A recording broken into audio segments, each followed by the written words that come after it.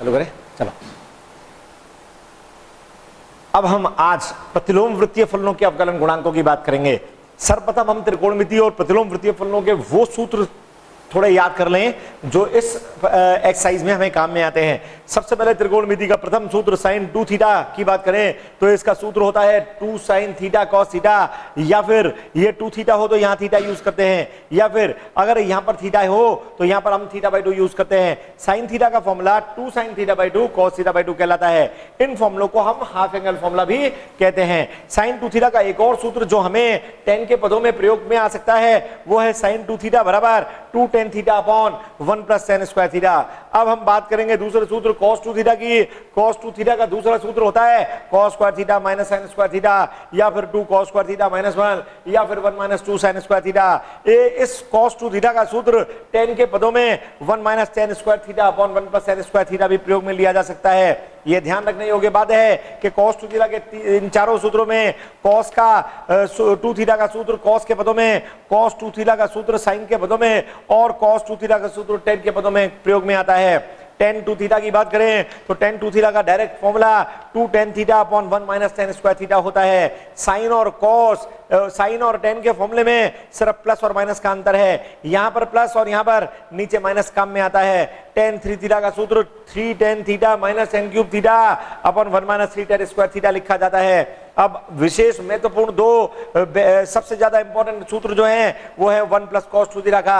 1 plus cos 2 theta का सूत्र 2 cos square theta, अगर 2 थीटा है तो यहाँ थीटा आता है, और यदि यहाँ पर थीटा का प्रयोग किया जाए तो यहाँ पर थीटा बाई 2 प्रयोग में लेते हैं। अब हम बात करेंगे 1 माइनस cos 2 थीटा सूत्र की।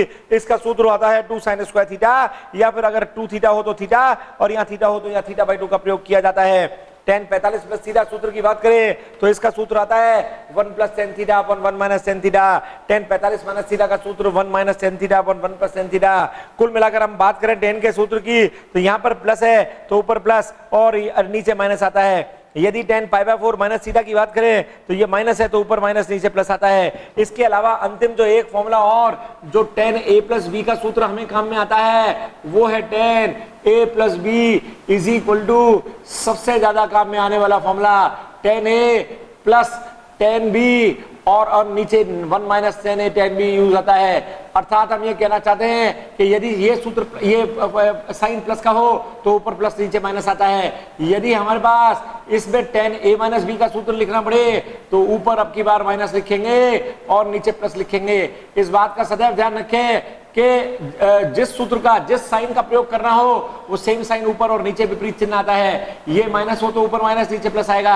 अर्थात ये वो त्रिकोणमिति के सूत्र है जो हमें इस एक्सरसाइज में काम में आ सकते हैं। अब हम कुछ प्रतिलोम वृत्तीय फलनों की बात करें तो उनमें एक सूत्र जो हमारे इस एक्सरसाइज में बहुत काम में आता है वो है sine inverse X plus cos inverse X equal to pi by 2, tan inverse X plus cot inverse X equal to pi by 2, cosec inverse X plus sec inverse X equal to pi by 2। अब इनके अतिरिक्त एक और सूत्र की बात करें तो एंगल में उल्टा कर दे, एंगल को उल्टा कर दे, साइन कोसेक में, कॉस सेक में और tan कॉट में बदल जाता है। अब हम बात करते हैं एक और नेगेटिव एंगल की। साइन इनवर्स में जो माइनस होता है वो सीधे बाहर आता है, tan इनवर्स के अंदर जो माइनस होता है वो भी सीधे बाहर आता है, परंतु कॉस के अंदर जो नेगेटिव होता है उसे हम पाई माइनस कॉस इनवर्स करके उसके बाद पाई को नेगेटिव को एलिमिनेट करते हैं, नेगेटिव को हटाते हैं।